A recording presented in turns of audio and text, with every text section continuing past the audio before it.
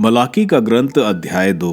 याजकों, मैं तुम्हें चेतावनी देता हूँ, यदि तुम नहीं सुनोगे, यदि तुम मेरे नाम का आदर करने का ध्यान नहीं रखोगे, तो विश्वमंडल का प्रभु यह कहता है, मैं तुम्हें और तुम्हारी धन संपत्ति को अभिशाप दूंगा। सच पूछो तो मैं उनको अभिशाप कर ही चुका हूँ, क्योंकि तुम मेरे नाम का आदर करने का ध्यान नहीं रखते हो। देखो, मैं तुम्हारी संतान को डांटूंगा और तुम्हारे मुंह पर तुम्हारे बलि पशुओं की अंतड़ियां फेंकूंगा। मैं तुमको अपने से दूर कर दूंगा। विश्वमंडल का प्रभु यह कहता है, तुम तब समझोगे कि मैंने ही लेवी के साथ व्यवस्थान बनाए रखने का अपना निश्चय व्यक्त किया है। मेरा व्यवस्थान उसी के साथ था, जीवन और शांति का व्यवस्थान, और मैंने उससे यह वरदान दिए भी जिससे वह मेरे प्रति श्रद्धा भक्ति रखे। उसने अपना कर्तव्य पूरा भी किया और मेरे नाम का आदर भी रखा। वह सच्ची शिक्षा देता था और कुटिल बातें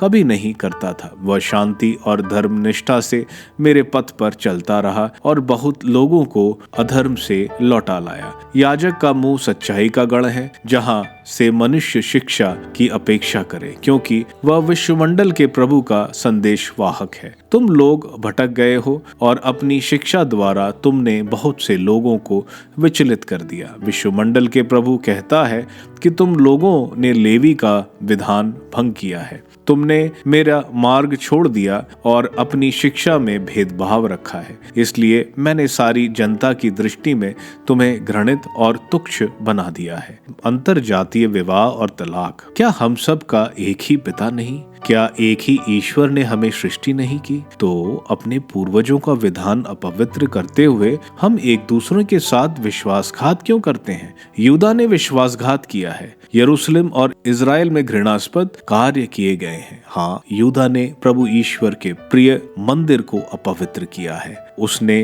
पराये देवता की पुत्रियों से विवाह किया है। जो कोई ऐसा करे, वह चाहे कोई भी हो, प्रभु ईश्वर उसे याकूब के खेमे से निष्कासित करे और विश्वमंडल के प्रभु को भेंटें चढ़ाने वालों की संगति से बहिष्कृत करे। तुम एक दूसरी बात भी करते हो। तुम रोते हुए विलाप करते हुए प्रभु की वेदी पर आंसू बहाते हो, क्योंकि वह तुम्हारे हाथों से चढ़ाई हुई भेंटें अस्वीकार कर ग्रहण नहीं करता। तुम पूछोगे, ऐसा क्यों? कारण यह है कि प्रभु ईश्वर तुम्हारे और तुम्हारी युवा अवस्था में ब्याही पत्नी के बीच विवाह का साक्षी है। तुमने तो उस धर्मपत्नी के साथ विश्वासघात किया है, जिसको अर्धाग्नि बनाने के लिए तुमने उसका पणिग्रहण किया था। क्या उसने उन्हें एक नहीं बनाया? एक तन, एक प्राण। उस एक प्राणी से वह क्या चाहता? धर्मी संतति। अतः तुम अपने ही जीवन की रक्षा किया करो और युवा अवस्था में ब्याही पत्नी के साथ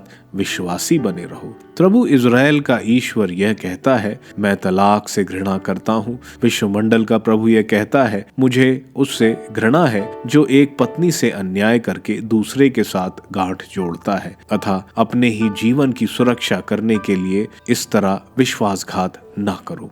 प्रभु ईश्वर का दिन। तुमने बकवाद में प्रभु ईश्वर को उकता दिया है। तुम पूछोगे, हम उसे कैसे उकता देते हैं? तब ना, जब तुम कहते हो प्रभु ईश्वर की दृष्टि में अधर्मी अच्छे हैं, वह तो उनको अधिक पसंद करता है। अथवा जब तुम यह कहते हो, अब तो न्यायी ईश्वर कहाँ है?